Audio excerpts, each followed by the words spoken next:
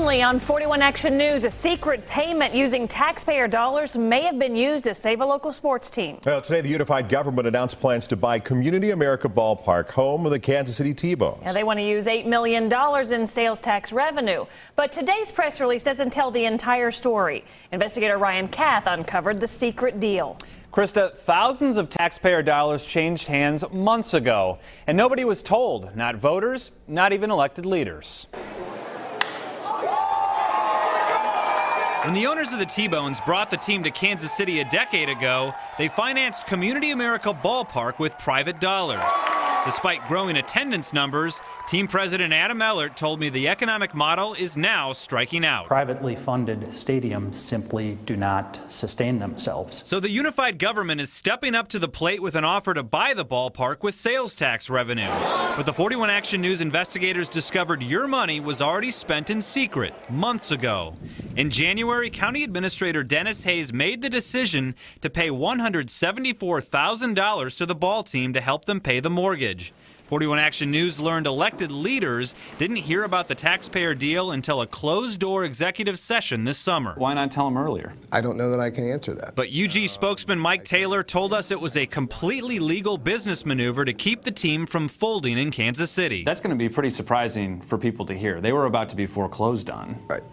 The stadium, right. The stadium would have been foreclosed on because of the difficulty in making the bank payments for the construction of the stadium. How close was the 2013 season to being canceled? I would defer, I think, to the owner of the T-Bones to really answer that, but our understanding, I think it was a real possibility. An hour later, we asked the same question to the team president, and he threw us a curveball. It sounds like the 2013 season was somewhat in jeopardy because of the ballpark situation.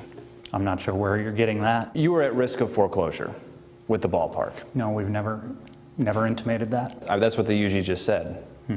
Nope, that's a bit of a surprise. After that confusing exchange, our next stop was public finance and law expert Bill Black. Well, when you get a contradiction like that, at least one of them are lying. Black questions why the government would want to own the ballpark if the T-Bones couldn't afford the payments. And now it's going to be losing money, and you are on the hook for it.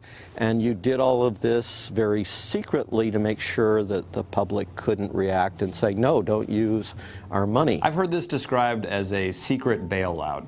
How do you respond to that? I think that's inaccurate. Why?